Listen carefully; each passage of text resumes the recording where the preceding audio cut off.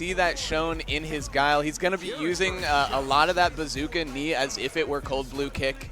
Definitely a lot more rush down than, say, Fine Like Wine, who we're going to see a little bit later, who's more of that classic controlled Guile, right?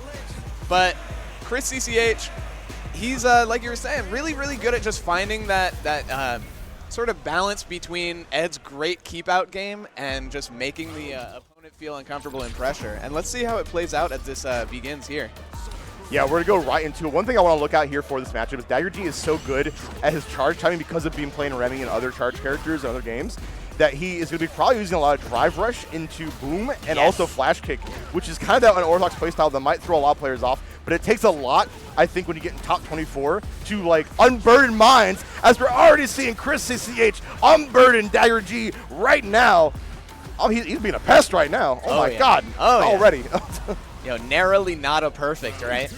And all it takes is some pressure in the corner and a nice read on that flash kick. But can you read them all? That's always the question. DaggerG starting things off with a little bit of a box out with the booms, but going in, getting hit by ChrisCCH, he is ready. Okay, yeah, we got the throw already going. Now, that's the thing we're going to have to look out, too, is also the flicker situation, right? And we're already seeing the answer in tow, using the perfect parry here. DaggerG fighting his way back in. ChrisCCH trying to install some plus frames, gets the knockdown here, puts out the fake out. I love the awareness, just looking for these counter hit confirms, knows that the pressure isn't necessarily done just because.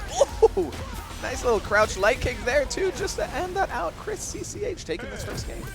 What I talked about unburdened minds here. ChrisCCH, he's got synapse of steals. And boy, are they firing. DaggerG once again, man, getting pushed to the corner so quickly in the beginning of these rounds, and he hasn't really been able to not have that back touching as it. Well, you know what? He missed that flicker. We'll just call it a happy accident, you know, an unintentional frame kill. Right? Yeah, no real punish, and DaggerG, no flash kick there either.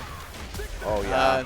Wow. We were just talking before this pool began. Yeah, big back throw, though. Could stay alive, but of course, on the verge of chip, just a wake-up flash kick, or wake-up DP.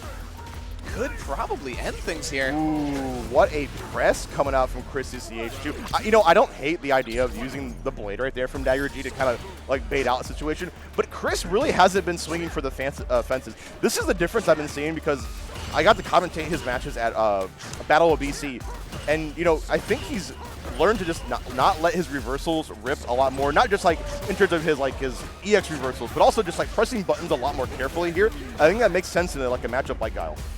Definitely, definitely. You give him a mile, Guile, he will take it all.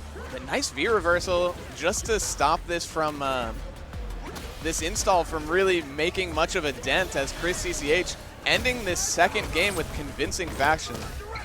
And, wow. Wow, easy, like my man wiped his hands clean here. Yeah, unfortunately, DaggerG did not get the brunt value of that level 2 there, but my man put out the level 3, put him in the body bag install, and that's all she wrote. The body bag install indeed. Yeah, man, I was talking with DaggerG before the bracket started. He is in 4